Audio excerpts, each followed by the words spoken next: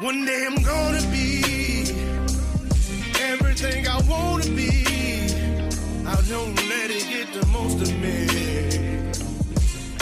One day I'm gonna be free. I wanna be everything I'm gonna be. My future right in front of me. One day I'm gonna be free. I wanna be free. And let me be free. From the depths of darkness, a voice emerges. A host with a fire burning in his soul. With a heart of steel and a spirit unbroken. He rides on two wheels ready to claim his throne. Amidst the chaos and the thunderous roar, insane wheels rise as a force to be reckoned with. Fueled by the power that only metal can bestow. He takes his stand, refusing to submit. Insane wheels hear his battle cry. A metal mayhem that will never die. With engines roaring, he paves his way. A legend in the making, day by day.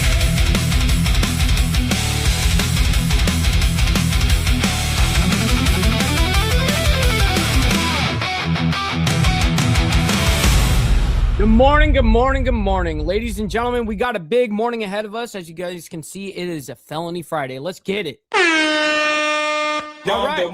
So we've got a lot to discuss, as you guys can see from the title. Iran deal stalls, as well as Trump's citizenship order. He's talking about birthright citizenship, actually. And then Fauci contempt. So we're going to be getting into we're going to be diving in all these stories this morning. But we got a lot of things in between all of the title as well. So let me go ahead and run you guys down the chronological timeline of what we're going to be discussing. Unfortunately, I did miss the show yesterday. It was pretty light on the news. So it worked out kind of well for us in that regard. But today we definitely have some developments. Anyway, so let's go ahead and start from like a day ago kind of thing. We have Middle East latest. Hormuz deal stalled as blockade against Iran continues. Now, that's just kind of bland, vague. Trust me, we're going to go ahead and get into what's actually happening with all this. Then we have a tanker reports explosion in Strait of Hormuz as Iran denies deal with the United States. And that came out one day ago. So I'm assuming it did come out sometime yesterday or a little bit, maybe even the day before a little bit in the evening or something. But then we have North Korea launches suspected ballistic missile. And yes, we were going to talk about this. This was one of the stories that I was, if I was going to go live yesterday, would have been this. I would have been talking about this right here. So North Korea launches suspected ballistic missile, and that is a big deal. Then we have some breaking at the time, by the way. Senate committee holds Fauci in contempt of Congress, and it now heads to the DOJ. So let me go ahead and read this. It says Senate Republicans voted to hold Dr. Anthony Fauci in contempt of Congress after he declined to answer lawmakers' questions during a fiery hearing last week. I mean, it was just him pleading the fifth 111 times. The committee can refer the contempt of Congress resolution directly to the Justice Department or request that Senate Majority Leader John Thune hold a full Senate vote. Paul said yesterday that, quote, the first thing we will do, that is the first thing that we will do if the resolution was approved, would be refer the matter to the DOJ. Interesting, where the way that they're moving it around. Then we got Senator Mitch McConnell discharged from rehab, I guess. I wonder how his actual condition objectively is, right? Then we have President Trump signs executive orders on birthright citizenship, and this is something that is a big deal. As you guys can see, that it's on the title here this morning. And we're going to be discussing getting more into what that executive order actually means. Then we have state primary underway in Tennessee as new district makes debut. And we have a lot of, obviously, a lot of elections going on. I mean, we have been seeing that for the past, really since April, May, somewhere in that area. Then we have bodies found in at missing Arizona. Wait, bodies found at missing Arizona. I don't know why they say that. Arizona family's home as suspect flees country. So I guess it sounds like sounds crazy, but let me just go ahead and read this. A shocking development occurred Thursday in the case of a family of 3 missing from their Litchfield Park, Arizona home, with the discovery of human remains in the backyard. And it says, quote, our Avondale police detectives, with the assistance of Phoenix Homicide Unit, are in the process of recovering 2 unidentified bodies in the backyard of this residence. And it says the adult son of the couple who lives there, 27-year-old Matthew Flores, was named as a suspect in their disappearance. Quote, all I can say that he fled the country. Investigators have not yet identified the remains and are not naming the missing couple at the family's request. But neighbors said the family has always seemed pleasant. Wow, we got a lot of shit going on here, man. It's just chaos. Obviously, as you guys have also heard in the regards to the lettuce ordeal, people getting that explosive diarrhea from lettuce. There's been obvious a huge amount of reports about these jalapenos that are, we're having a salmonella outbreak, and this originated, I think it originated anyways, with Chipotle. Chipotle had their, whatever jalapenos that they have, and I guess they have salmonella. So, it sounds like it's been a topic of discussion with these jalapenos for the last whole week. So we are definitely keeping an eye on it. Then we have Tennessee primary. Marsha Blackburn wins GOP nomination for governor, which is great. Then we have Iran mocks Trump as nuclear weapons and Strait of Hormuz deals stall. This coming out only 2 hours ago, by the way. President Trump says a deal to reopen the Strait of Hormuz could be just days away, but Iranian leaders are telling a very different story. Iranian's parliament speaker took to social media to mock Trump's shifting rhetoric, posting in part, quote, massive attack coming. Wait, never mind. They want to negotiate. Meanwhile, tensions are escalating elsewhere in the Middle East. Houthi strikes have killed dozens in Yemen, which, yes, I mean, we're talking, actually, I think it was like 30 at a time. This last attack, I mean, it was a big deal as the group threatens to expand its attacks across the Red Sea.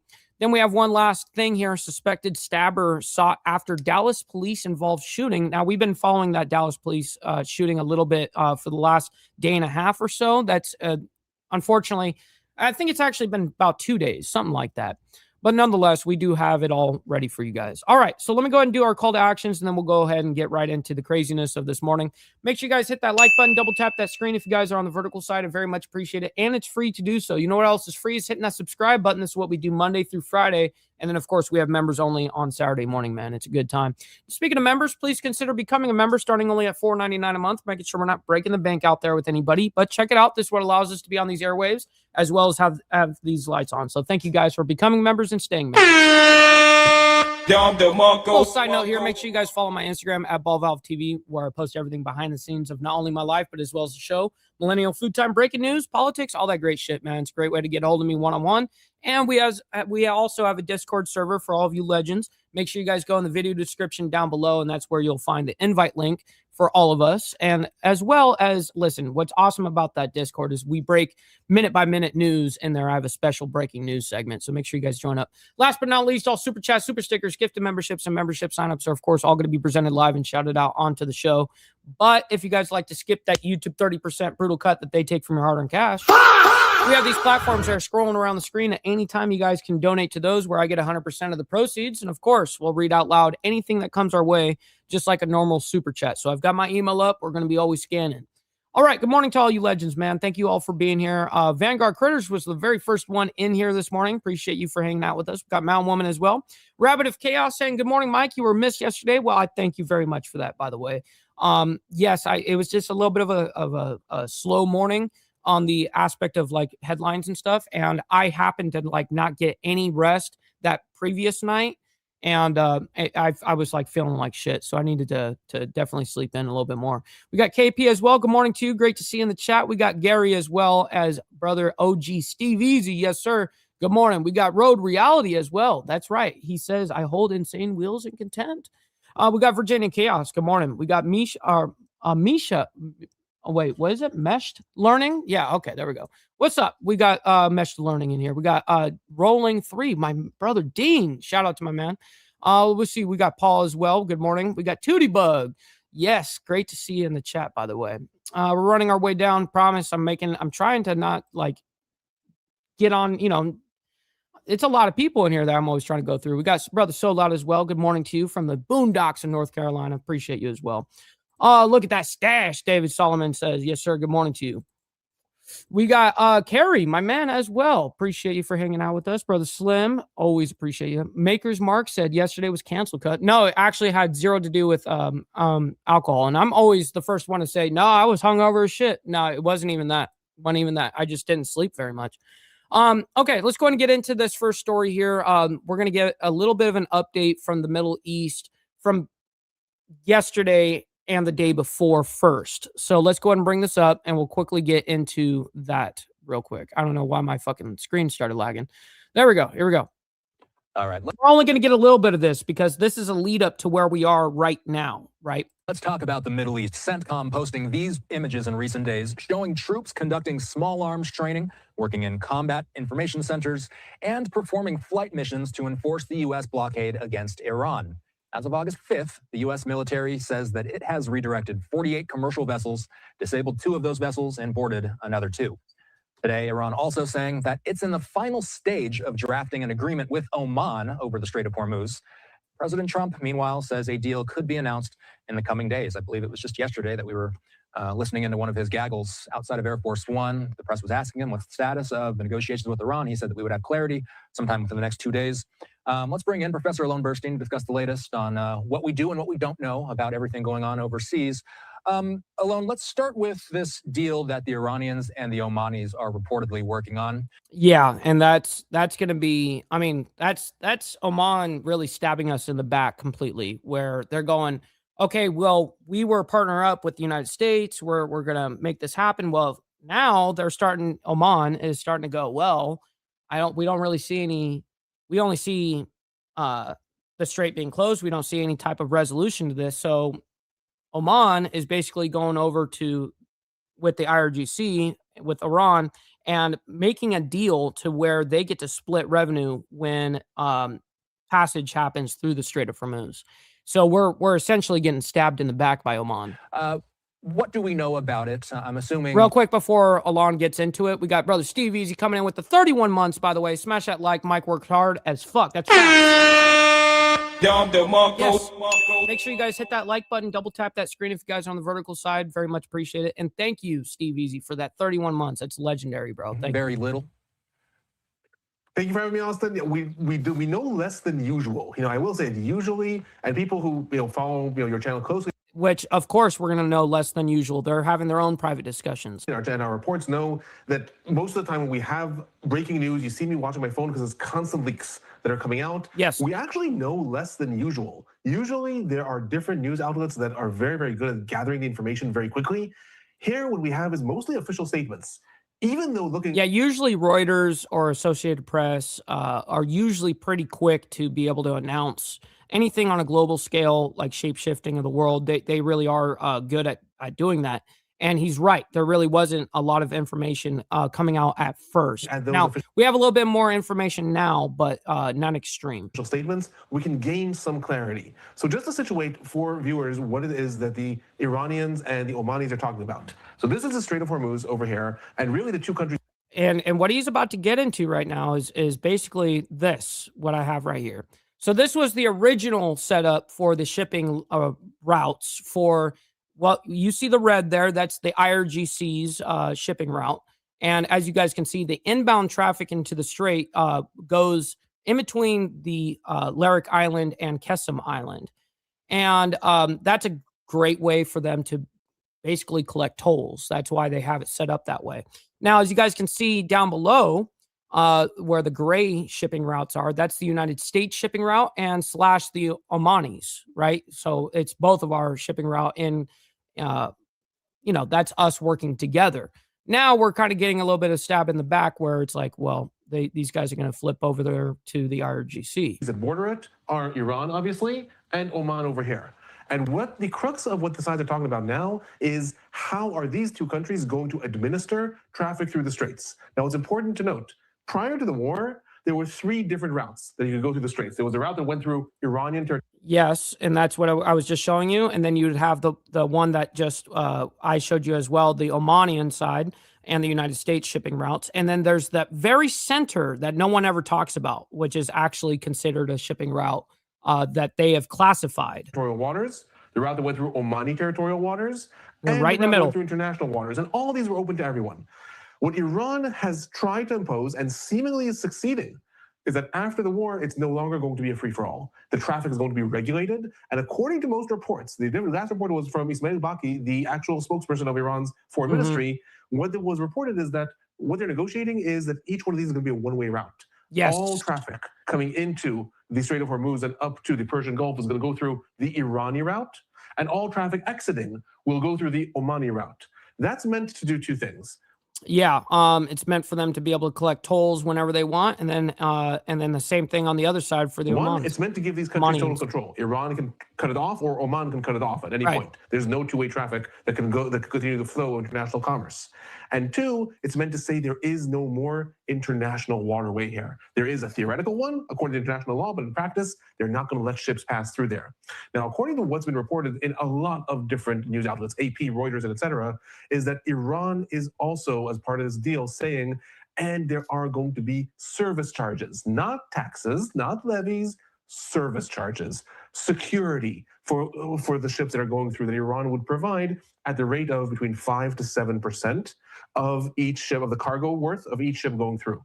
According to those reports, Oman has said they would like the taxes to be more 3%. And obviously there's the questions of what the United States wants, which is 0%.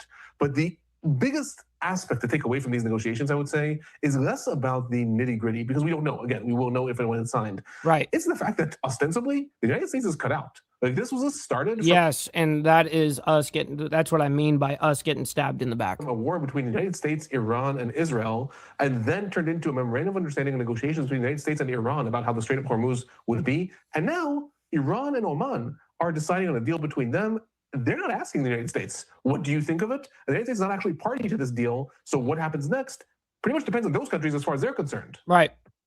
And so that's basically all I need to get off of that right there, just so we have an update from a day and a half ago kind of thing. So now we're going to go ahead and move on. We got a few other things that we got to get into here. Tanker reports explosion in Strait of Hormuz as Iran denies deal with the United States. Let's go ahead and pop this up real quick. This came out, I think, the day before as well. Right now, as I mentioned, we are following all of the latest coming in out of the Middle East. And there on the right-hand side of your screen, you can see a live look over the Strait of Hormuz with a lot of different vessels that are pretty much staying still at this point. And that's what we've seen as the strait has remained closed. And I'm going to pop this up to give you a better look at that map coming in from marine traffic. Now, President Trump is saying that a deal could be announced as soon as this week to reopen the strait. No surprise here, though. Iran is again denying that, saying that it is in the final stage of drafting an agreement with Oman over the strait, but that it only concerns shipping routes, not the reopening of that entire waterway. This is coming in from Iran International English, as this morning, the Secretary of Iranian Parliament. So anytime that Iran International English, just that's basically Iranian state TV, but just translated to English. Its National Security and Foreign Policy Committee adds that the strait will remain closed until the U.S. lifts its naval blockade, the U.S. leaves the region, and threats against Iran come to an end. All of that, of course, something that President Trump and the Pentagon insist will not be happening.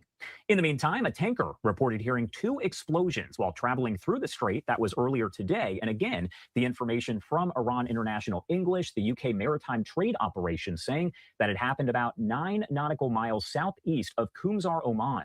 The UK MTO initially classified this as an attack, but later downgraded it to an advisory, and review determined that the intended target could not be conclusively identified. So it still could have been an attack, but all of that at this point is... What's up, brother sick bastard? Good morning to you, by the way. Unclear. Also, vessels in that area advised, as they have been now for weeks, to travel with caution. I want to bring in Ari Chikaral, JINSA's Associate Director of Foreign Policy, to talk much more about everything playing out there in the Middle East. Ari, thank you so much for taking the time to join us here on this Thursday morning. Thank you. Now, I appreciate this guy coming up, but really he's just going to reiterate what we just were looking at there. No real need to do that because obviously also this is somewhat old news. Because we're leading up into current time right now. Okay, we've got this chronological setup. Okay, so another one of these things that if we would have gone live yesterday, which unfortunately I did not, I would have presented this news story right here. This was breaking yesterday. North Korea launches suspected ballistic missile. Let's go ahead and bring this up and figure out what is going on with this. My name is Josh Breslow, and I want to get... Oh, you know what? Before we get into this, you know what? I think everybody needs to embrace their fuck ups. Don't beat yourself up over past mistakes. You are going to fuck up again in the future, quite possibly in a most spectacular fashion. Why worry about yesterday's fuck ups when you have tomorrow's fuck ups to look forward to? You are a fuck up, and fucking up is part of your growth process. Embrace the process. We shall always embrace the process here at Insane Wheels. Of course. Also, money me. You know, you guys, we haven't done the money part. All right, just get the money part done. Give me money. Money me. Money now. Me a money needing a lot now.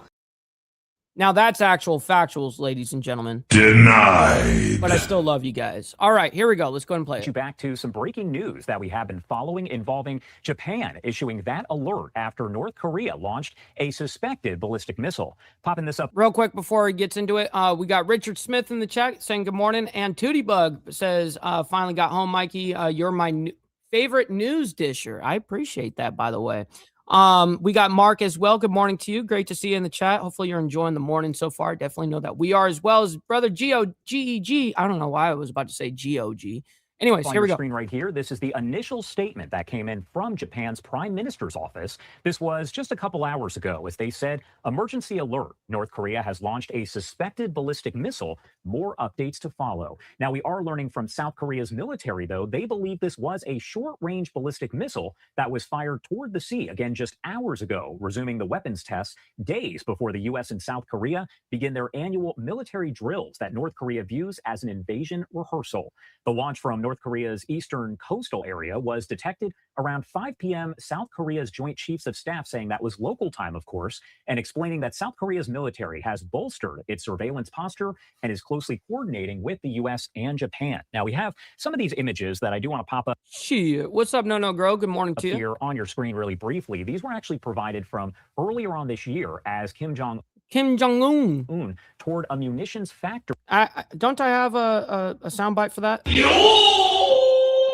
That's good enough. Bruh.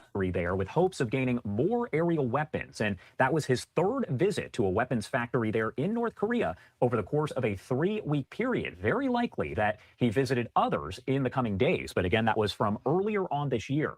Now, Japan's defense ministry said North Korea fired that ballistic missile, but there was no impact in or around Japan, where the Coast Guard urged ships around the coast. So what did it do? Just land in the water, really? Use caution and notify authorities if there were any fallen objects that were found. The ballistic missile launch was North Korea's first since late June, when it tested a tactical ballistic missile with a, quote, special mission warhead and other weapons. After watching the testing activities, leader Kim Jong-un underscored the need to bolster the military's, quote, deadly and destructive. Now, that shit made me laugh, Steve Easy. Yes, my grift game has always sucked. I'm not very good at grifting. I got to admit, you know, low tier level of grifting. Offensive posture. Again, all of this developing here at this hour, but Thursday's launch also came ahead of a large-scale annual exercise to be conducted by the U.S. and South Korean militaries. That is set for later this month. U.S. and South Korean officials say the training is defensive in nature, but North Korea says the maneuvers are a practice invasion and often responds with its own missile tests and warlike rhetoric. South Korean and U.S. officials haven't formally released details about this year's joint exercise, but the drills are typically held in the latter part of the month of August. Of course, we just started the month 6 days ago.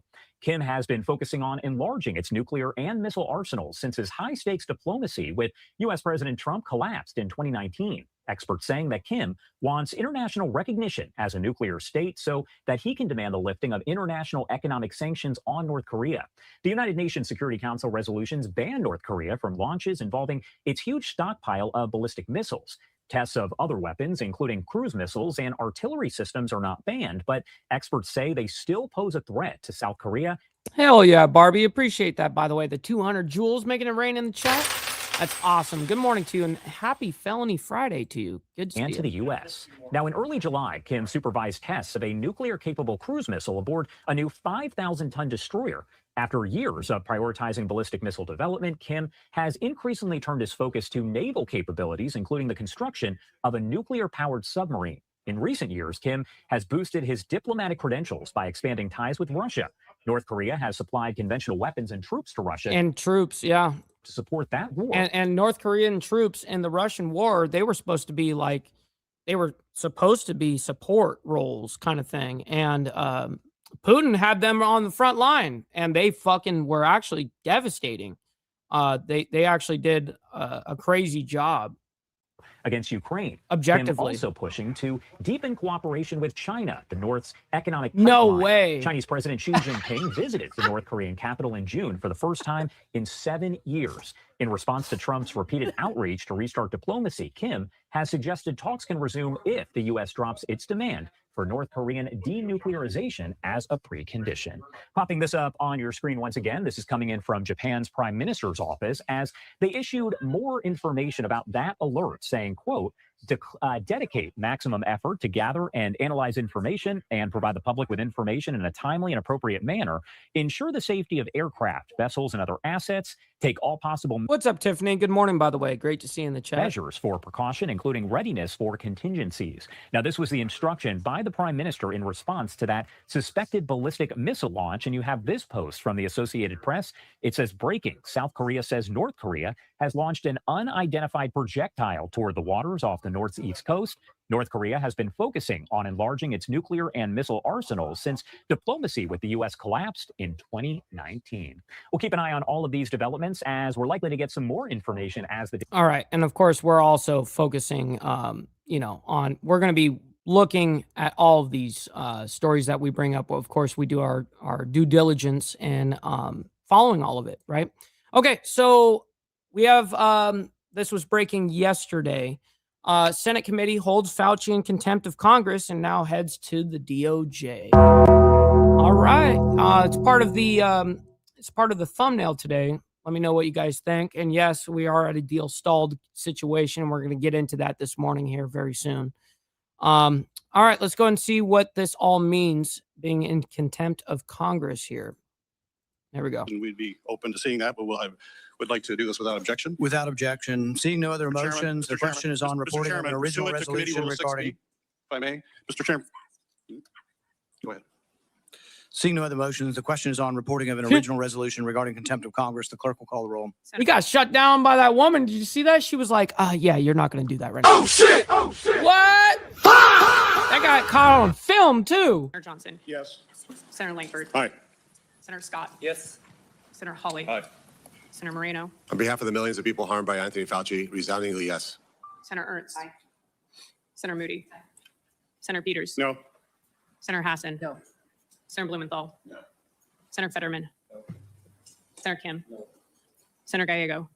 No by proxy. Senator Slotkin. No by proxy. Senator Paul. Yes. Mr. Chairman, on the vote of those present, the yeas are 8, the nays are 5. On the vote by proxy, and for the record only, the yeas are... What's up, Lindsey Smith? Good morning to you and happy Felony Friday. 0, the nays are 2. On this vote, the yeas are 8, the nays are 5, and the motion is agreed to. Mr. Chairman, pursuant I've to committee recognized you. Damn, it's getting heated up in this motherfucker. Hold on, I gotta play that back. That guy tried to butt in again. Hold on. 0, the nays are 2.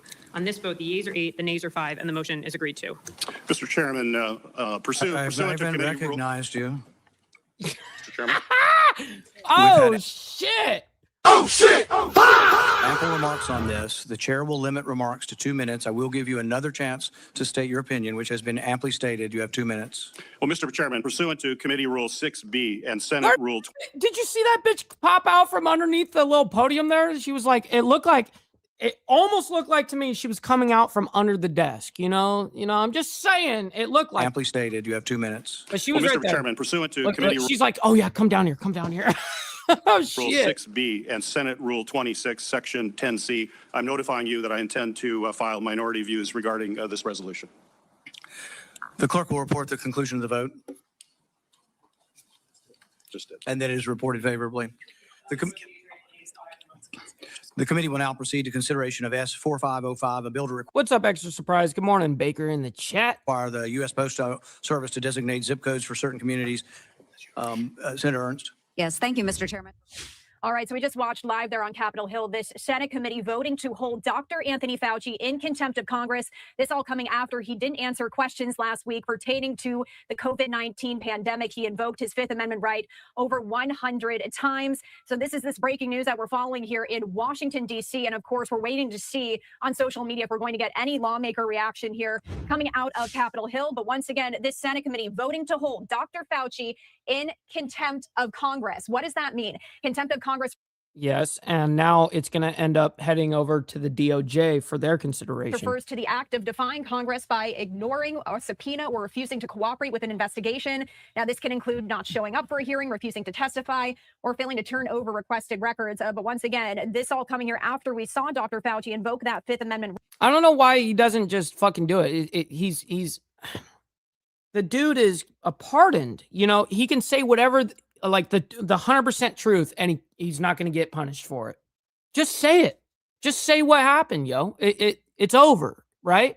You're going to fucking try to die with this secret? Yeah, you're going to try, you know. Anyways, we got Senator Mitch McConnell discharged from rehab. All right, let's go ahead and see the shape of this man. Okay, we need to pull away. If we have any pictures, or I mean, it would be nice, but of course, you know how it is. This because we have some breaking news to get to here at Live Now from Fox. Former Senate Majority Leader Mitch McConnell has been discharged from rehab, but is not likely to return before the August recess. We had this from Chad Pergam over at Fox News saying this: breaking, McConnell discharged from rehab, doubtful to come back before fall. Real quick before he reads the rest of this, Mike, did you see anything about the new THC laws in Texas? Yes, it's crazy.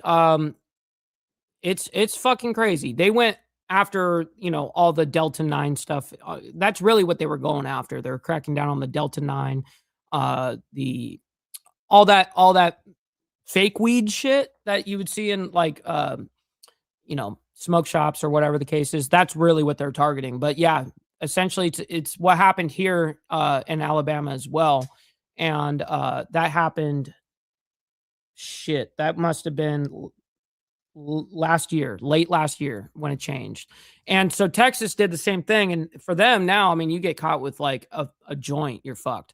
And see, it's crazy because here where we live, you're better off actually getting caught. If you get caught, you're better off saying this is real weed than you saying, hey, this is the stuff I got at the smoke shop.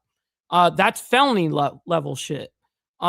When you have normal weed, that's not going to be a felony level shit, you know, here. But if you get the fake weed shit, it is. And yes, it is House Bill 445, by the way. And trust me, we campaigned on it, campaigned against HB 445 during our entire campaign from start to end. And we still are avidly, obviously, against it. So, call from McConnell. Earlier today, I was discharged from the rehabilitation center to continue my recovery at home. Elaine and I are grateful for the many well wishes and support from friends, colleagues. It would be super nice to get a picture or video of you saying this. And Kentuckians, and for the attentive care I've received from excellent doctors, nurses, therapists, and hospital staff. On the advice of my doctors, I'll maintain an intensive regime of physical therapy from home during the state work period, which is another word for the August recess. And I'll continue to engage with my staff and colleagues on important Senate business. So if the vote on Todd Blanche does happen before August recess, it appears that McConnell now officially will not be there for that. I'm Ryan Schmelzer watching Live Now from Fox. When we come back, we may head out to a press conference involving Jaylen Brown. All right, so that's enough. That's all they give him was they give the dude a minute coverage, 1 minute, literally 60 seconds, and saying, oh, well, everything's great. We're out of recovery. You know, we're out from rehab, and fucking people, dude. I just can't stand our environment, the landscape of politics. It's gross. I hate it, but that's why I'm involved in it, because I hate it. I want to see it change. I want to see people actually thrive, not these fucking okay, I'm gonna calm down. President Trump signs executive orders on birthright citizenship. This happened yesterday. This actually a humongous deal. Let's go ahead and figure out what's going on with this. We do want to continue on with our top stories. And in fact, right now, speaking live there in the White House, we have this vantage point of President Trump. This shot just now came into our newsroom. Let's pop up the audio and listen in. I don't know. That's crazy, thank you Lindsay. very much. We have a few subjects that we're going to discuss, all important, but one in particular important having to do with birthright citizenship. And Will, if you would, maybe you could we'll start it off with what Howard's going to be discussing. So a short while ago, sir, you signed an order relating. Yeah, not just that, Steve, but the way that Florida does with their marijuana laws, it's all bullshit too. They designed it to make it where it's only legal if you buy the state's weed. So that's it. You know, you have to get the state's shit, and we're not. See, the difference is when you can pass medical, you know, without it being 100% a state thing. But unfortunately, the way that they designed it, it's only their bud, not any other, you know, it's really, they're picking and choosing winners and losers.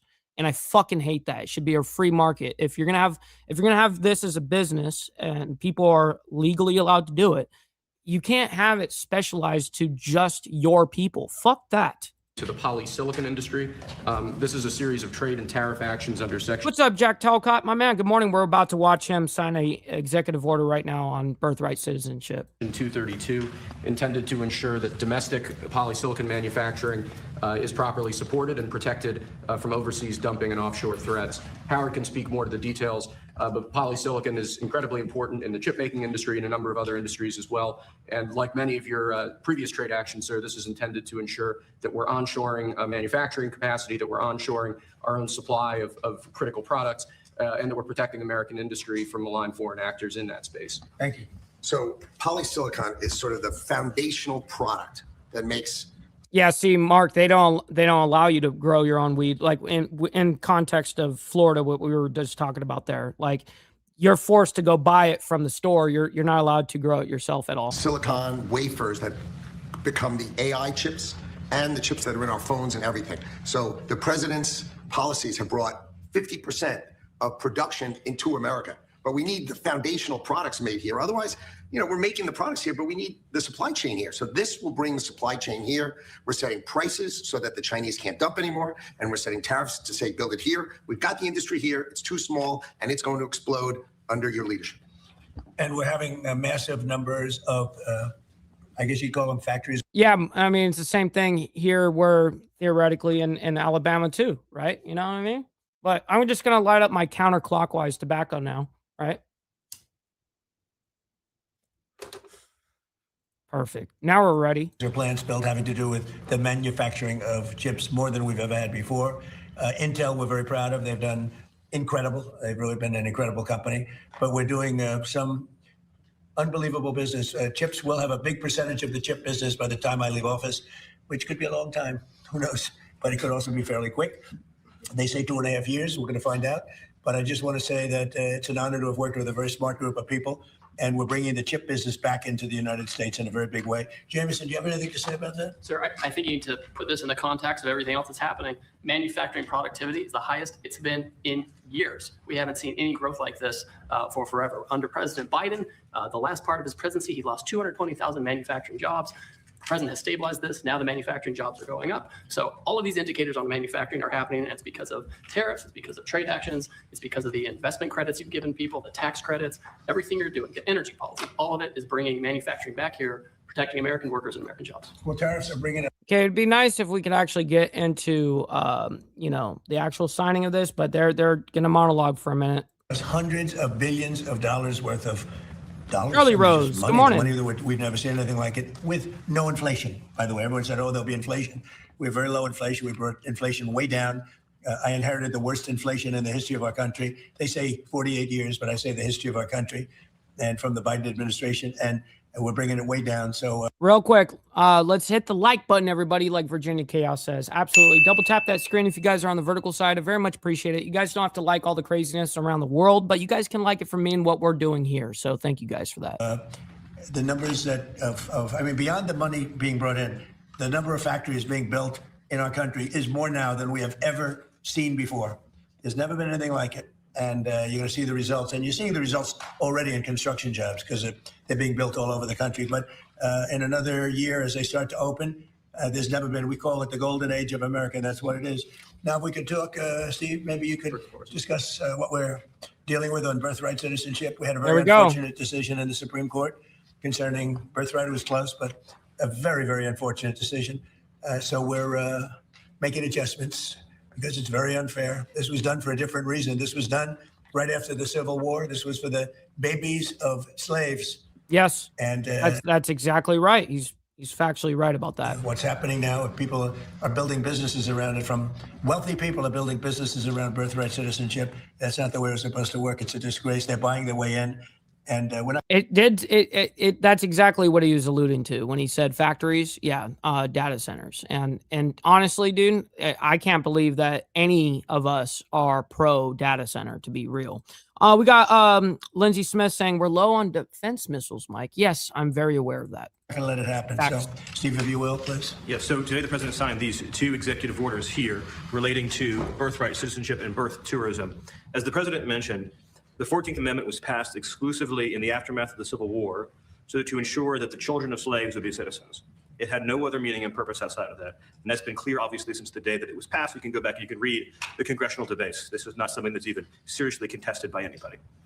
The president is using his authority as commander-in-chief to sign first an executive order using the new ruling the Supreme Court issued to expand the definitions of people who are ineligible for birthright citizenship.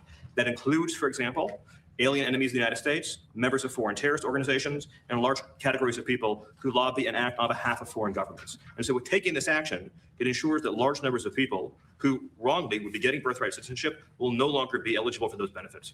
The second action that he's taking, which is especially historic, is for the first time ever in American history. What's up, Wildcard? My man, good morning.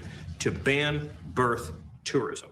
So I want you to really let that sink in. This has been something that people have talked about not only for years, but for decades. The idea that people come here pretending to be a tourist, pretending to be a visitor, saying they want to go to Disneyland, they want to go visit a monument or go to a national park. But the real reason they're here is to have a child, to make that child an automatic citizen. We're talking about anchor babies. Yes, come on. Oh, shit! Get on with it. We know. Country, and then have a U.S. citizen child. It gives them access under this broken system to welfare benefits, ultimately to the voting booth, and all the other rights and privileges that belong solely to Americans. So that practice of birth tourism is, as of the signing of this order, hereby banned. And what that means is that no one in the world is any more allowed to obtain a visa for this fraudulent purpose. It is probably, and President Trump has done many historic things on immigration, too many to list now, seal the southern border shut, record deportations, record integrity, stopping foreign terrorist entry. Yeah, unfortunately, you're right about that, Steve Easy, because as soon as the next administration comes in, that is, I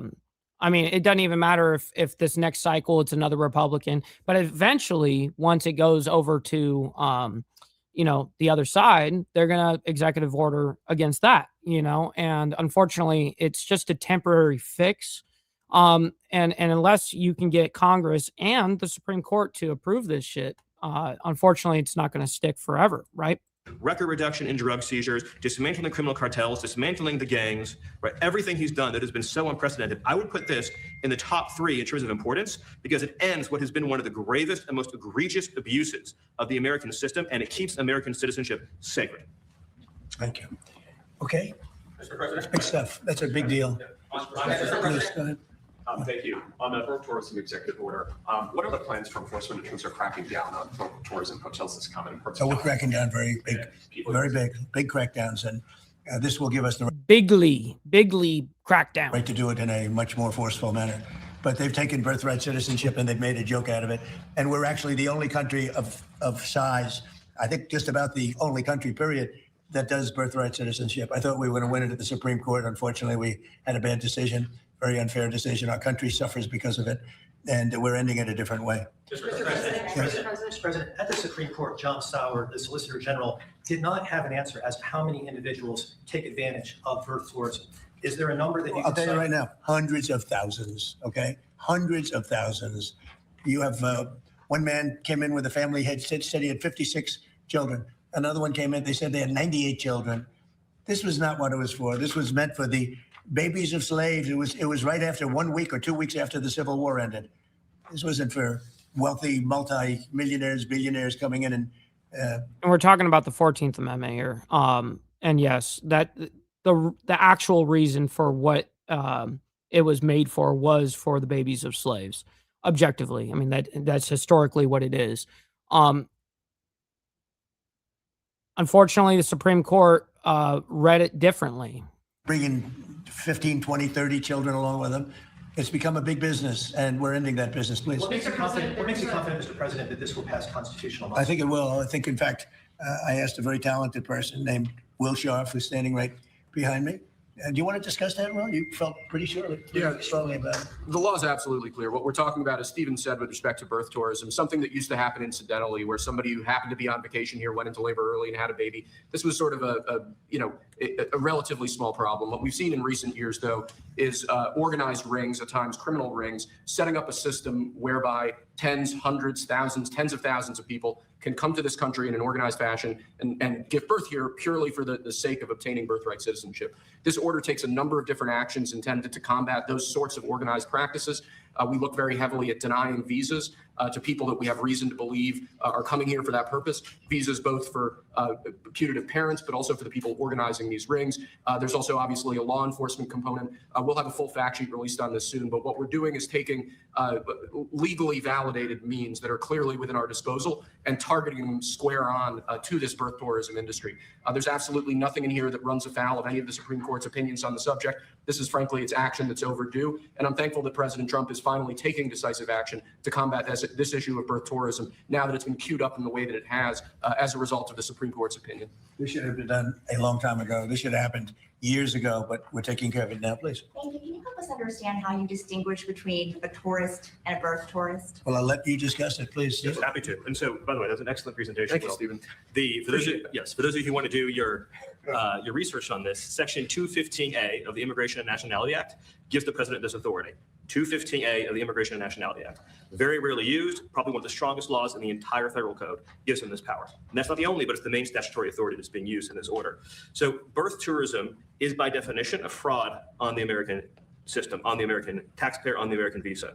If you're coming here, and again, your stated purpose is that you're a tourist, then by definition, you are here to come for a few weeks, look what we have, engage in commerce, and leave. So if you're telling a consular officer you're here as a tourist, but your true purpose and intent is to go to a baby mill, give birth, and try to mint an American citizen while you're here, then you're committing a fraud against the American government. And by definition, that visa can and should and will be now denied. No, I've got them sped up on 1.25, by the way. So, Mr. President, there's a report that you told donors that they need to get J.D. Vance elected in 2028. Is that your official endorsement? No, it's. I heard about it a little while ago. I think he's great, but we're way too early to even be thinking about that. Okay. And Mr. President, Republicans are arguing a lot right now about affordability. What is your message on affordability going into the midterm? Well, that's a good question, but it's sort of simple to answer.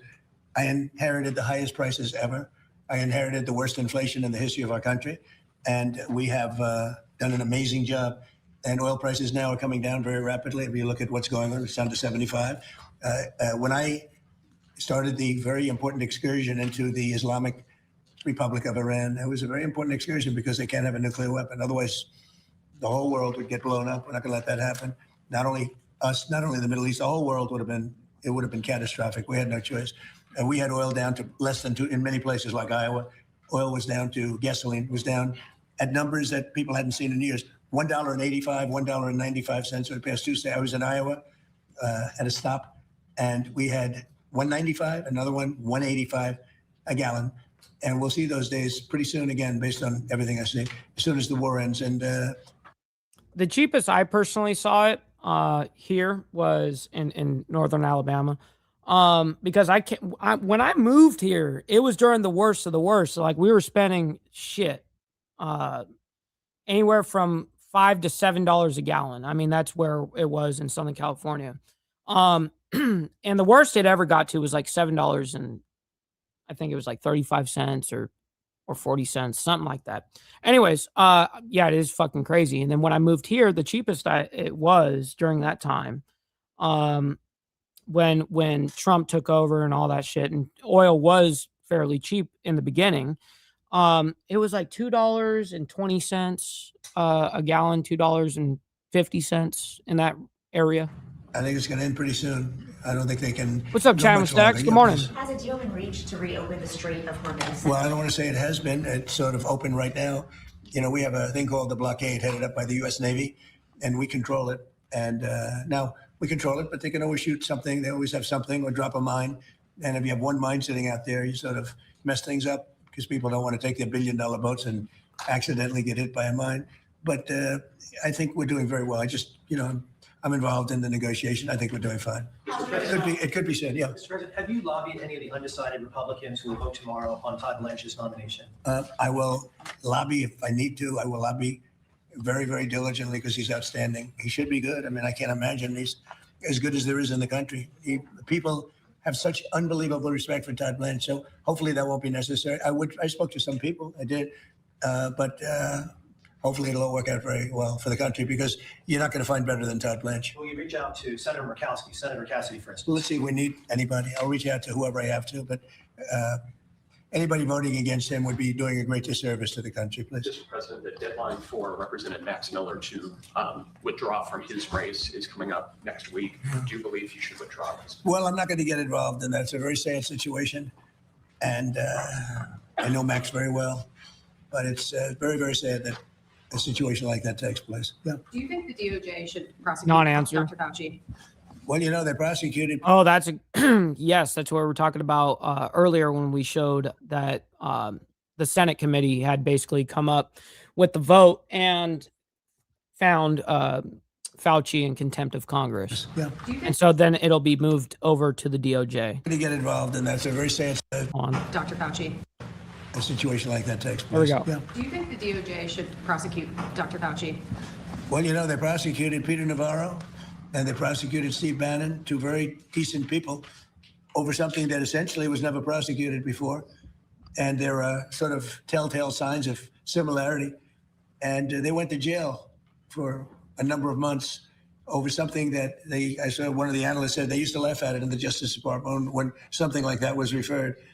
But Merrick Garland prosecuted two very decent people and sent them to jail. I wasn't president. I would have given them a pardon in 2 seconds, but I wasn't. It was after I left. They waited till after I left, and then they prosecuted these two people, and they ought to be ashamed of themselves. So when you see that happen, you sort of say maybe he should. What he did is far more serious than a lot of crimes, frankly. But they prosecuted two people when nothing like that has ever taken place before. Man, we're going to have a lot of overtime today. Mr. President, on munitions, you posted overnight that the U.S. has a massive amount, and you denied that there were any shortages.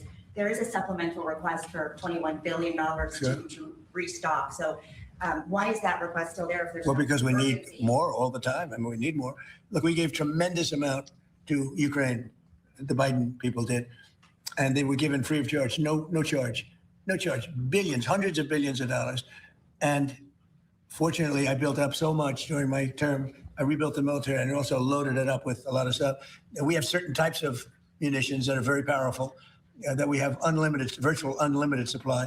We have others where it's a little bit tighter, and we're getting them in on a daily basis. As you know, our defense companies are building more plants right now than at any point in history. They're building plants for the Patriots, for the Tomahawks, for everything. But we have certain types of munitions, which are very, they may not be as accurate. They may not be, they're not as elite. We have elite too, but we're watching that very closely. But we have certain types which are very powerful and very good, and we have an unlimited supply, and so we're in great shape. But with that being said, we always want more. We have to have more. We have other things maybe come up. You maybe come up and maybe don't come up. Hopefully nothing else does come up. But we're in very good shape. We have literally massive amounts of ammunition. Yeah. Mr. President, on Ukraine, President Zelensky says his country desperately needs long-range missiles or those. Here, I got you, homie.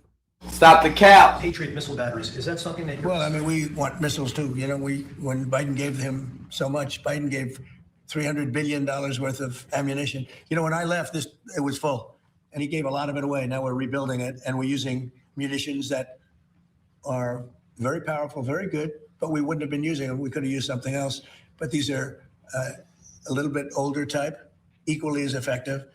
And it's things that we have so much. Plus, we have supplies of munitions all over the world that if we ever needed them, we'd take that. We're supplied all over the world, but we're in very, very good shape.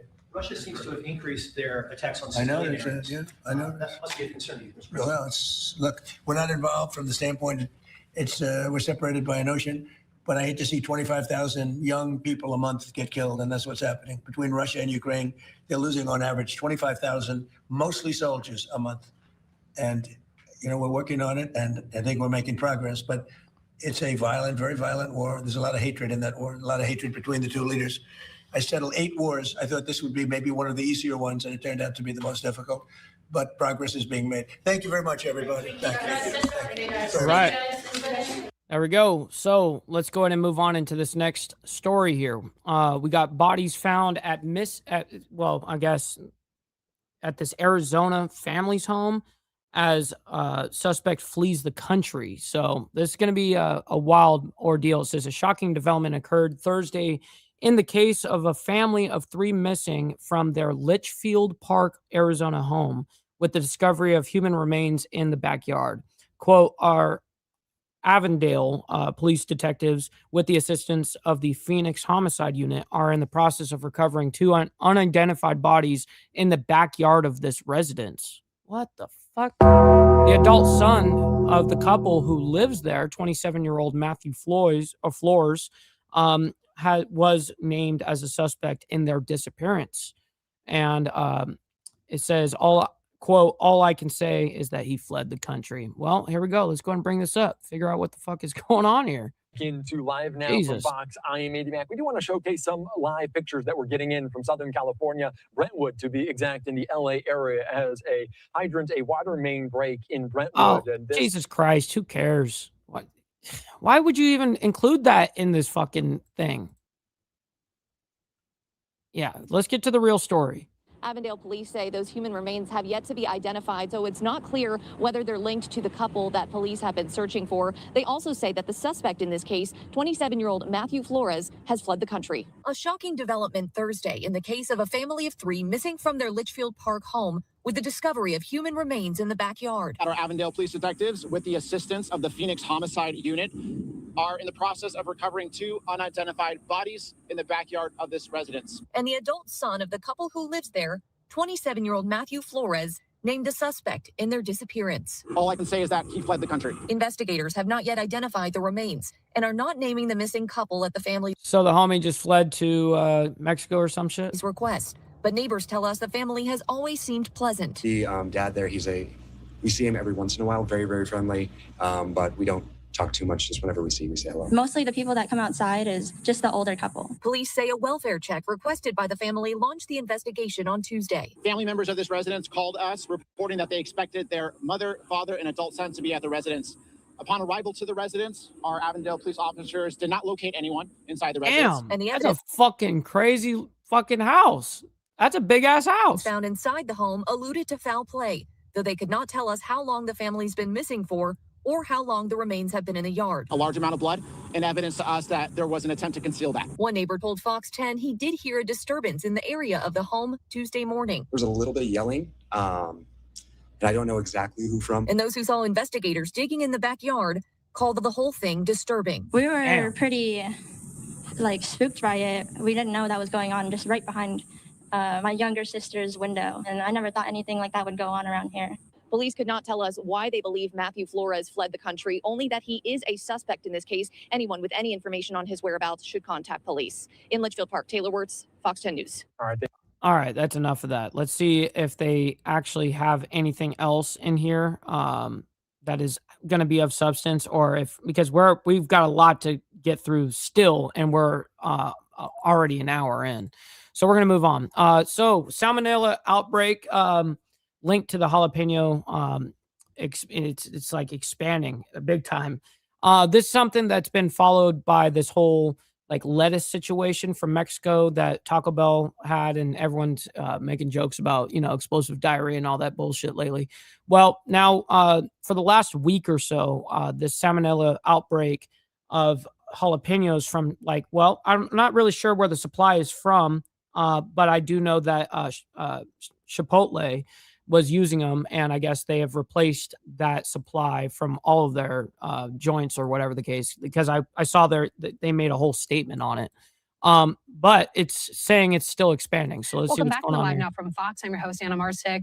We've talked about it a lot on the news, that outbreak regarding lettuce and cyclospora that was causing explosive diarrhea. And now another vegetable making headlines, jalapenos linked to a salmonella outbreak. We have this coming from the Washington Post. Hundreds of people in 27 states have been sickened in a salmonella outbreak linked to jalapeno peppers, including at Chipotle and Qdoba restaurants. The CDC said as of Tuesday, 345 cases had been reported. What is Qdoba? I've never heard of Qdoba restaurants. I don't know what the fuck that is. With 36 people hospitalized. And, the FDA says these peppers were supplied to restaurants nationwide, which prompted Chipotle and Qdoba to pull the jalapenos from their menus while investigators work to identify the source. So I want to bring into the conversation Dr. Darren Detweiler with Northeastern University to break down what we know so far. Yeah, I'm not going to lie, Steve Easy. Jalapenos is one of my favorite things. I'd put that shit on everything, Thanks for joining us here on Live Now from Fox. Thank you very much. So I wanted to start by asking you, can we just walk through how investigators were able to trace this to a single farm and distributor there in Mexico? Wait, Qdoba is a Chipotle? Oh, it's a Chipotle style restaurant. I see. I got you. Mexico? Thank you, John. Well, technically, there's two levels of investigation. One is the public health side. So you'll have sick individuals, and if enough people are sick enough to get medical attention and they're being tested, and now there's reports. What's up, Mr. Al Patterson? Good morning and happy Felony Friday to you. Cases of salmonella, they'll start working with their local county and sometimes state health officials to answer questionnaires, which can try to find, okay, where have you eaten? It's never the last thing you ate, but there is a pattern that can. I do got a question for this guy, though. Why are you gay? You are gay. Start to evolve here. And when enough people start to say, oh, we ate this, Hell we ate yeah, this no. location, or we were doing this kind of a thing, now they start to look for those trends. Meanwhile, you'll have investigators looking at it from the FDA side in this case, looking at where can they find the source of this. They start looking at distributors, they start looking at warehouses, they start looking at the entire supply chain in order to try to find what is the commonality here. So especially when we're dealing with multiple states, when we're dealing with multiple states, it is a collaboration of so many different experts to try to figure out what exactly is the cause and where is this coming from. Okay, well, we get that. You're reiterating yourself. And he continues on for this whole fucking thing. Wow. I mean, all right, we don't need 11 minutes of you talking about fucking jalapenos being linked to salmonella and all that shit right now. I mean, we get it. All right, we're moving on. Tennessee primary, Marsha Blackburn wins GOP nomination for mayor. Real quick, I'll play this real quick. I'm not going to play the whole thing. If anything, we'll just get a very top of the speech or whatever. But first, then after that, we'll get into some more serious topics.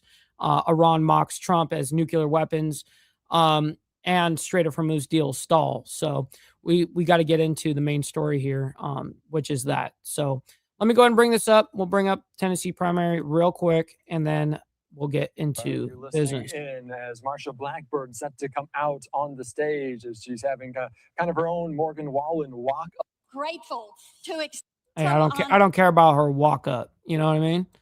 Let's just hear the beginnings of it. Thank you, Tennessee. And absolutely, I am so honored, humbled, grateful to accept your Republican nomination for the office of governor of the state of Tennessee. So, this night really does belong to the people of our great state. And I've got a lot of thank yous to say. And first, my family, and Chuck and the kids and the grands, and my brother, sister, my sister-in-law, they're all here to celebrate tonight. So we're excited for them to be here. Yes. And our volunteers. I am so grateful for our volunteers, our prayer warriors, and our door knockers. Yeah, no kidding. You can't win without your volunteers. I mean, no doubt. Our phone callers and bankers that were on those phones every day, people that were working social media for us, all of our poll workers, our sign crews, and I hope every one of you have a sign. Sign crews, man. We built our own. What the fuck? You know what I mean? Like we were building our shit ourselves. Sign crews. Oh my God. And I also want to say a great big thank you to each of you that believed in me. Thank you. I'm grateful for that. And we have had a pretty remarkable campaign team, and to all of our campaign team, how about that field staff? I see some of them out here. and of course to Ward and Abby and Sam and All right, cool. So she's just going to thank everybody here. I invite you, come join our team. And you know, really, our work is much bigger than any one candidate or one campaign. We absolutely have to unite as a party and defeat the Democrats in November. So it's hard to unite within the Republican Party because you've got parts of the Republican Party that look at Israel first, and then you've got the other side of the Republican Party that looks at it as America first. And that is the problem. And the having to unite is indeed imperative, but it has to be done on American principles. I mean, my commitment to you is I will continue to work What's up, Charles? Good morning. And for you. I'll continue traveling the state, listening to you, earning your trust, and working. What's up, brother Lee Lance? This is your new, governor who just won the GOP primary. To build our conservative movement. You know, all elections, every election is important, and this one especially so, that is coming up in November, because the Democrats are just not running on different policies. The Democrats are running to destroy our state and our Why did they change why did they suddenly change that shit? nation. We cannot let them get one smidge of momentum in the great state of Tennessee. All right. Enough of this rhetoric. We're moving on. Let's get into some important shit here. Iran mocks Trump as nuclear weapons and Strait of Hormuz deals stall. All right, let's go ahead and bring this up. We got to all embrace our fuck ups. Don't beat yourself up over past mistakes. You are going to fuck up again in the future, quite possibly in a most spectacular fashion. Why worry about yesterday's fuck ups when you have tomorrow's fuck ups to look forward to? You are a fuck up, and fucking up is part of your growth process. Embrace the process. Continue embracing the process here, of course. All right, let's go ahead and bring this up. And shit, I haven't even brought it up yet. So let me go ahead and do that for you guys. 1 second here. 3, 2, 1, bam. My name is Josh Breslow, and I'll be here for the next several hours as we break down all of your top stories and live events from across the country and across the world. A big thank you to my colleague, Bowen Kudrovich. He has been here with you since early this morning doing the same. Right now, I do want to get you to the latest on the situation between the U.S. and Iran, as there are several different developments here. And of course, a big point of contention has been the Strait of Hormuz, whether it's open or closed, and if a deal can be reached between the U.S. and Iran or Iran and Oman. Again, a lot to this. So what I want to do is pop this up on your screen to give you a look at this image coming in from marine traffic. And as always, you can see a lot of ships out there, but not a lot in the way of movement.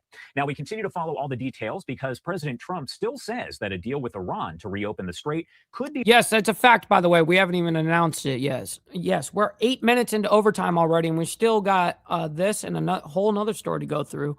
So listen, yes, you know what they say about overtime. No tax on tips, no tax on overtime. Send in your freaking money, yo. Absolutely. Maybe you need to donate some freaking money. Donate. Maybe you need to donate some freaking money. Maybe you need to donate some freaking money. Donate. Maybe you need to donate some freaking money. Donate some freaking. Yo, Major W, we got Virginia Chaos coming in hot on the Cash App, and he sends in $5. He says, Mike's Sandwich Fund. See if this goes through. Yes, because he's got 3 other donations locked up because of what he said in the comment on when he sent it to me. And of course, he's talking about Iranian TV and all this shit. Now the feds got his shit locked up, but it did go through, by the way. So thank you for the $5, my man. And extra surprise as well with the 10 jewels. Very much appreciate you as well. Thank you, Baker. Appreciate that. And yes, make sure you guys hit the like button. Let's get the likes up. Appreciate that. All right, here we go. Reached very soon as this week. Iran's parliament speaker, though, continues to mock Trump on social media. Mohammad Bagher posted on X, quote, massive attack coming. Wait, never mind. They want to negotiate. That's theater diplomacy on loop. Using bullying and broken promises and fake news as leverage is a failed strategy. Acknowledge the facts. Oh, and you know what? I got to give you the sandwich clip because you were talking Man, about motherfuckers talk all the shit they want. But you see me, I'm sitting up here snacking on this big ass sandwich, not giving a fuck. Kiss my dick, motherfucker. There we go. All right, there we go. Fulfill your commitments. We don't need more theater. This comes as President Trump fired back, speaking to a crowd on Thursday. Take a listen. I'd rather make a deal because I don't want to kill people. Real quick, Tiffany coming in with the 200 joules as well. Thank you, Tiffany. Thank you very much for making it rain in the chat. I do not want to kill people, but at some point we're gonna. We were set for the biggest attack of any attack, and we've hit them very hard for the last few months. But we were all set for the biggest attack since World War II. And they called me and they said, please don't do it. Let's talk. And then they said, we never said that. You know what? The fake news knows they did say that, but we are talking. Let's see what happens. But they respect us. You hear that chick? You hear that chick yelling in the background the whole time? President Trump just yesterday, as we once again take a live look over the Strait of Hormuz, we know that Bahrain has condemned. Real quick, Lindsey Smith coming in hot, by the way, with the 10 spot. Politics make me crabby too. Yes, it does. I can do that. That's why you got to have your left-handed tobacco on deck. You know what I mean? Ready to go at all times.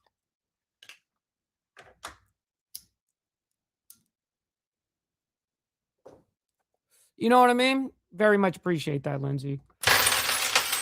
We got brother Lee Lance with the 21 months. Yo, let's fucking go, bro. Thank you for that. Absolutely.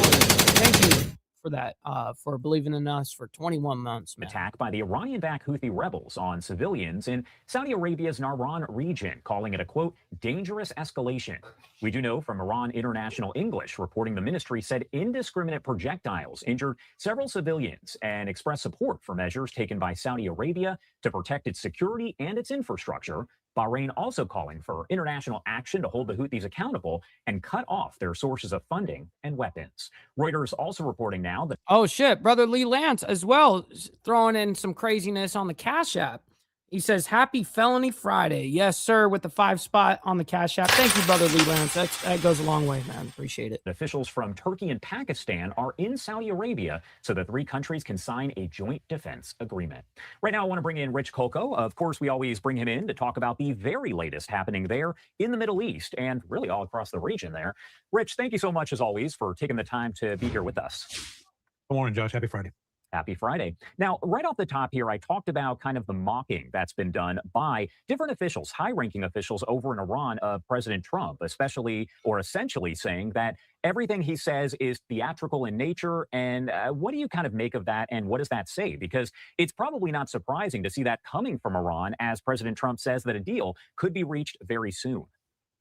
Well, I think you and I have talked about this in the past. We've had this negotiations that's been going on between the U.S. and Iran, or hopefully negotiation going on between the U.S. and Iran to come to an end to this war. And I think whoever has assigned that. Yeah, but it's not going to come to an end. This is a cycle we're in. You gotta recognize pattern recognition, right? Like you see that this is going to be a constant loop. We got to break this somehow. Those negotiation duties. Having the leaders of the countries out on social media making these proclamations just makes it so much more complex, so much more difficult. You're sitting there trying to make a deal about let's open the Strait of Hormuz, and the president is putting up AI photos, and as is Iran, and it just makes it very difficult for those sitting at the table.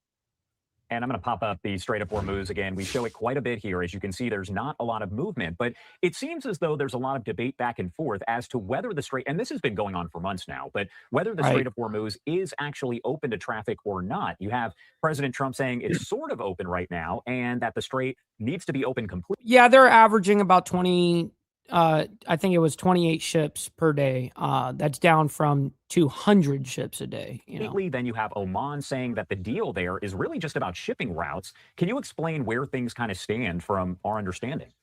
Well, yes and yes to everything you just said. Is the strait going to be open? And there's a huge difference between the U.S., Iran, and Oman declaring that the strait is open and the strait actually being realistically open.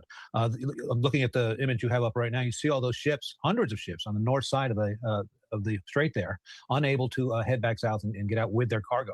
And that's because the insurance companies.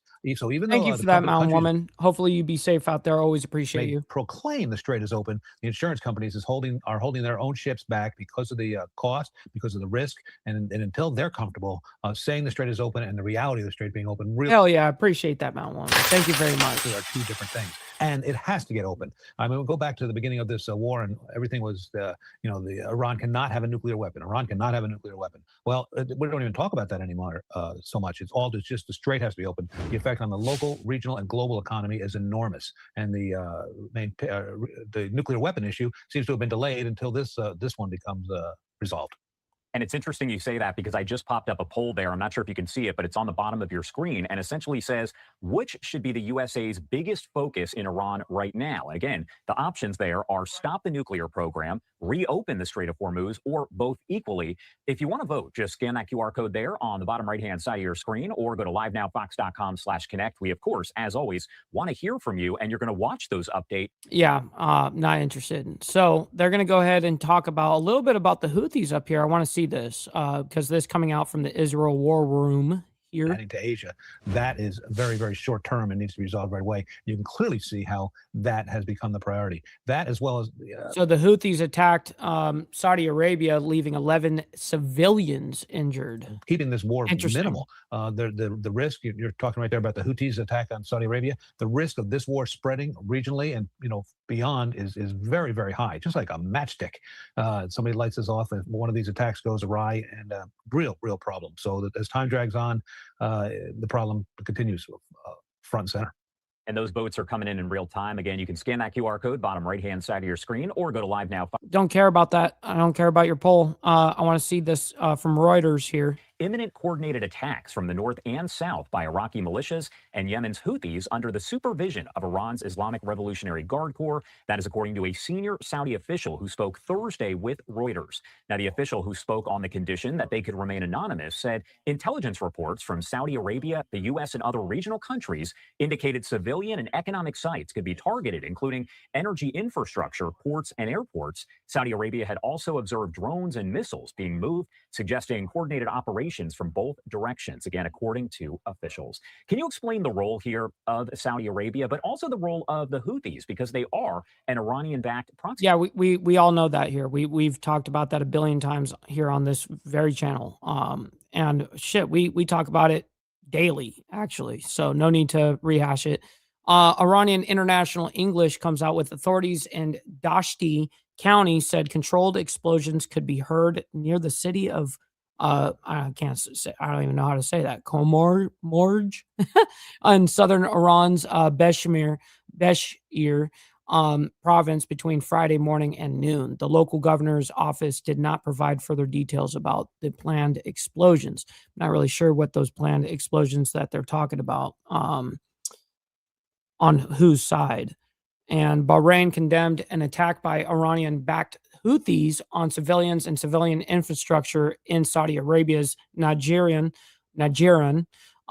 calling it a dangerous escalation, the foreign ministry said on Friday. The ministry said indiscriminate projectiles injured several civilians and expressed full support for measures taken by Saudi Arabia to protect its security and infrastructure. Bahrain also called for international action to hold the Houthis accountable and cut off their sources of funding and weapons. Wow. There's a lot of activity going on here. Then we got the Ministry of Foreign Affairs. The Kingdom of Bahrain condemns the Houthi terrorist attack on civilians, which we know, but everyone else is just putting out that kind of news. Then Iran International English comes out with something about Ted Cruz. What's going on here? Senator Cruz calls for U.S. to arm Iranian protesters, pursue regime collapse. Oh boy. Republican Senator, now this coming out from Iranian state TV, basically. Republican Senator Ted Cruz called on the United States to arm Iranian protesters and continue military and economic pressure on Tehran saying Washington's objective would be the collapse of the Islamic Republic, CBS News reported on Friday. I think our objective should be regime collapse, Cruz said on the School of War podcast, adding that he repeatedly urged President Trump and Israel to provide weapons to government opponents in Iran. Quote, arm the protesters, give them the guns to let them overthrow their own government. So it's not American boots on the ground. It's Iranians fighting. It's Iranians fighting for their country, Cruz said. Cruz also criticized efforts to reach new agreement with Tehran, calling the June U.S.-Iran Memorandum of Understanding a disaster. Yeah, it was a disaster, but he thinks it's a disaster for a whole different thing. He's thinking of it from the Israel perspective. He's not thinking about our perspective. Anyways, in arguing that Washington should maintain economic pressure and continue striking Iranian military targets, he said he had no preference over who would govern Iran if the Islamic Republic collapsed. Man, we got a lot of activity going on here. We're going to see if there's anything else on this segment. It doesn't look like it. No. Okay, so we're going to go ahead and move on into suspected stabber sought after Dallas police involved shooting. It's this coming out this morning. We're talking in like an hour ago. Dallas police say they are looking for a 37-year-old. I don't even know how to say his name. I'm going to let them say it. After he allegedly stabbed a woman and fled the scene. Oh, shit. All right, let's go and bring this up. Here we go.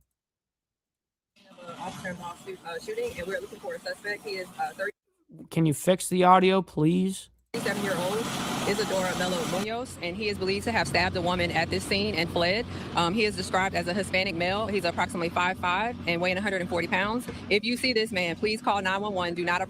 Brother Lee Lance, by the way, thank you for the donation on the chat. Appreciate that. Sorry, I was reading the news there. Please call 911 if you see this man. We are currently looking for him, and we believe that he stabbed the woman at the scene and fled. Do you have a time range? Right now we do not have a time, but I will get you that. It occurred sometime in the 7 o'clock hour this morning.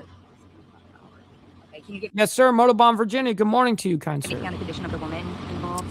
So the woman was or transported, afternoon. and condition is currently unknown right now. And can you tell me a little bit about the officer response right now? I'm seeing that you guys have drones deployed, canines. Yeah, so obviously because we're looking for the suspect, we have a large perimeter going on with officers. We have our technology up, so we have our drones up. We have every available resource that we have right now looking for the suspect. Okay, and no officers were injured? No officers were injured, yes. And no other people? No other people are injured, no officers injured right now. We don't know if the suspect was actually hit. So we're just looking for information to find him right now. Anything else that you would want the public to know to look out for to avoid this area at all? Or yes, obviously it's a heavy police presence in the area, so avoid the area if you can. But if you happen to see this man, we pushed his photo out on X. So we're asking if anybody sees him to please call 911. Okay, thanks. Perfect. And then his picture's on X. Okay, is that? All right, so as you heard the public information officer mention there, the photo is on X, and it's right there. What's up, Chasing Ghost? Good morning, by the way. On the left-hand good side afternoon. of your screen, it says the suspect in this incident is 37-year-old Isidoro Melo Munoz. He is believed to have stabbed a woman at the scene and fled. He is described as a Hispanic male, approximately 5 foot 5 inches tall, weighing 140 pounds. If you see this man, please call 911. Again, that is a post there from the Dallas Police Department. As we continue to cover everything related to this officer-involved shooting, it sounds as though no officers were injured, and I guess it's not quite clear if the suspect was hit by any of that gunfire, but he is accused of stabbing a woman right. He's a little guy, fucking 5'5", weighing 140 pounds. Jeez. All right, ladies and gentlemen, I can't thank each and every single one of you guys enough. Honestly, I give it up to the members, man, that allow me to do this Monday through Friday. And then, of course, we have members only on Saturday mornings, that's exactly what we're going to do tomorrow morning, by the way. So make sure you guys show up for that. If you guys got any of the gifted memberships or you signed up for a membership yourself, make sure you tune into those.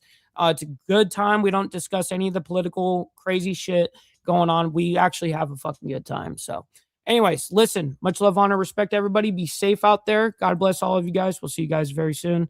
And listen, man, be safe out there. We always appreciate you. From the depths of darkness, a voice emerges, a host with a fire burning in his soul, with a heart of steel and a spirit unbroken. He rides onto it.